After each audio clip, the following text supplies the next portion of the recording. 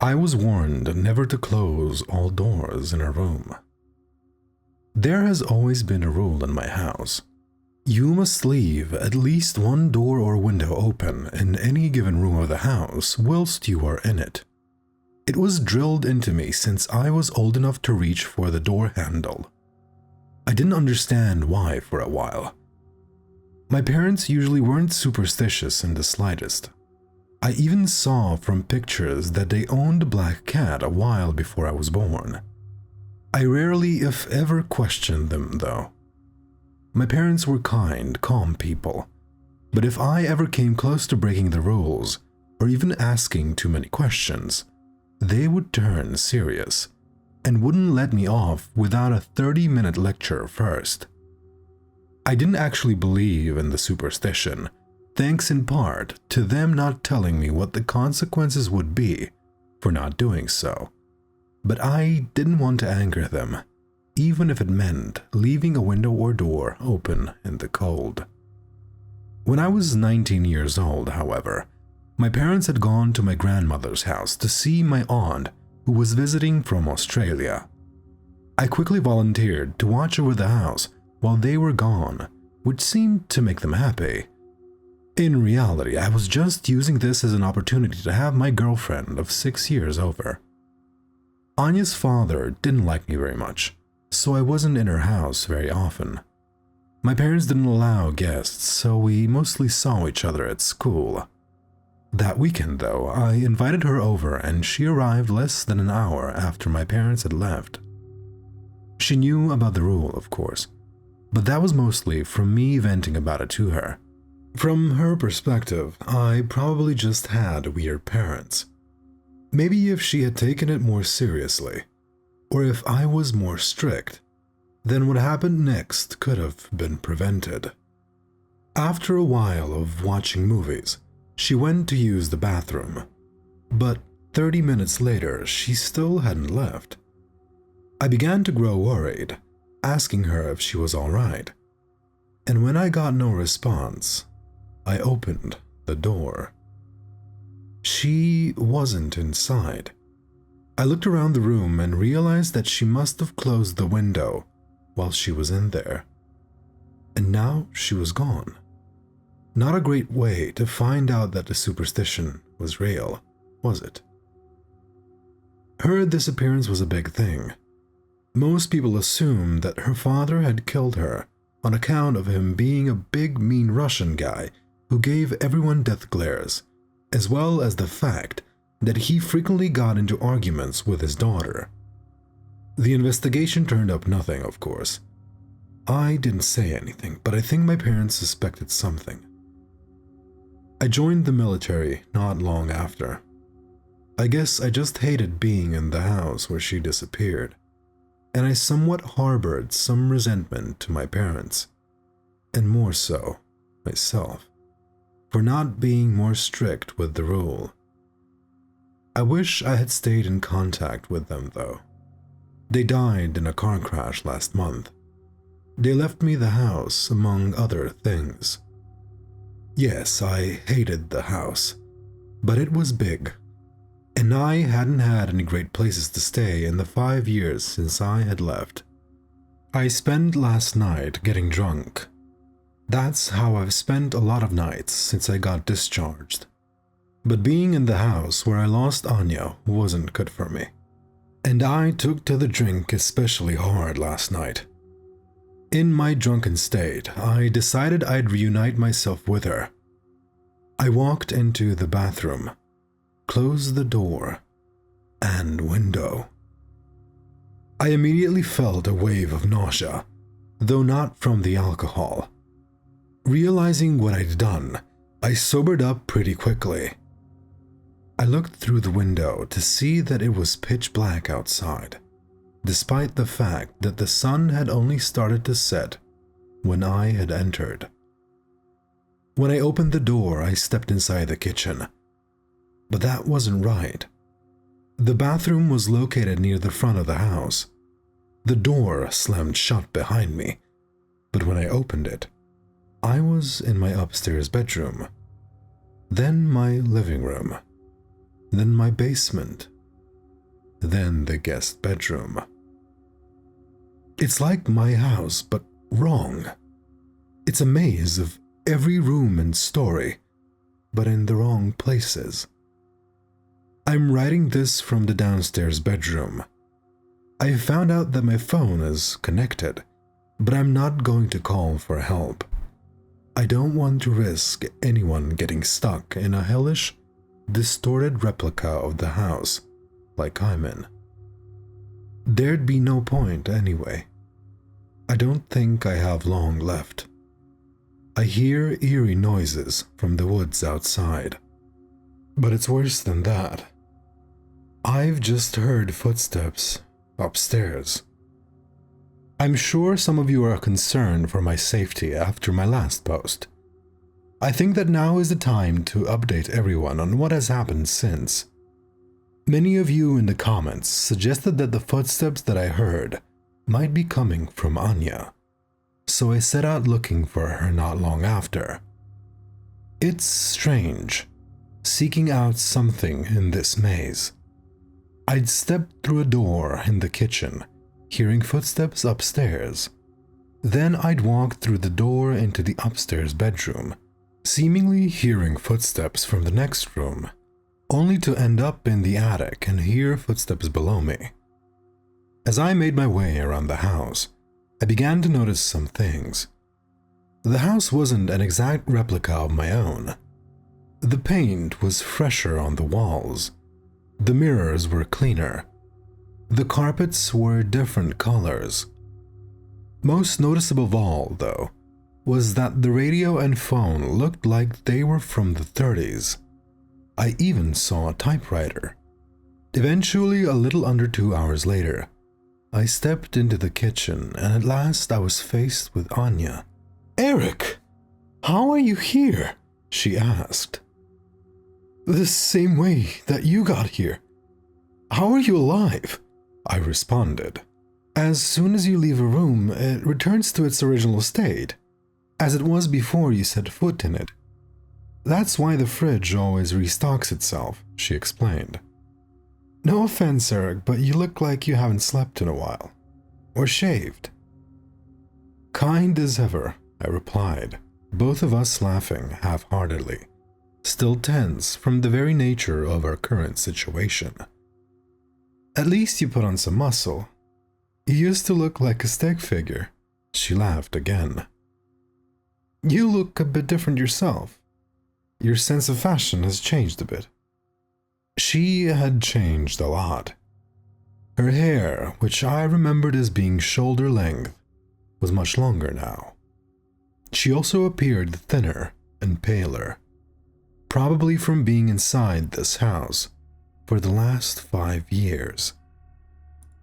More noticeably, however, was the fact that her outfit looked to be from the 1930s. "These are the best clothes I found in the wardrobe upstairs. They suit me, no?" She smiled sadly. "Eric, why are you here?" I guess I thought I'd save you. Or at least end up being with you." I frowned. "Perhaps there is some way that you can save me," she said after a brief hesitation. She gestured to the window. Gazing at the trees, I noticed something strange. The branches seemed to be shifting every couple of seconds, appearing on different parts of the trees. Then, seconds later, the leaves would be orange, then green. Then the tree would be bare of leaves. Then I saw something horrifying. Seemingly regular deer walked by the house, but after a couple of seconds, its antlers and legs were in the wrong place. Then its eyes. Then its entire head. All appearing on different parts of the body every few seconds, as the poor animal cried out in agony. I heard the same sound from deeper in the woods. Eventually, the deer returned to its original state and ran deeper into the woods before its cries resumed. What's happening to them? I asked Anya. The further they stray from the house, the more distorted they become, she said solemnly. You said I could save you. How? Eric, when I arrived here, I met someone about a month later. There was a woman, Delilah. I was skeptical, obviously, but seconds prior I had seen a deer with its hind legs protruding from its neck, so I figured I'd let her finish speaking. Were you close with Carolyn, your grandmother, on your father's side? She asked me. She vanished when I was 5. Her mind had been going for some time at that point. But my parents always said I was her favorite. Why? Delilah told me that when your grandmother's mind was going, she visited her, requesting her services. Carolyn wanted to go back to her childhood. Anya proceeded to recite the story to me. The spell was to feed off my grandmother's memories and send her to a pocket dimension mimicking her childhood so that she wouldn't have to deal with the pains of her old age and failing mind.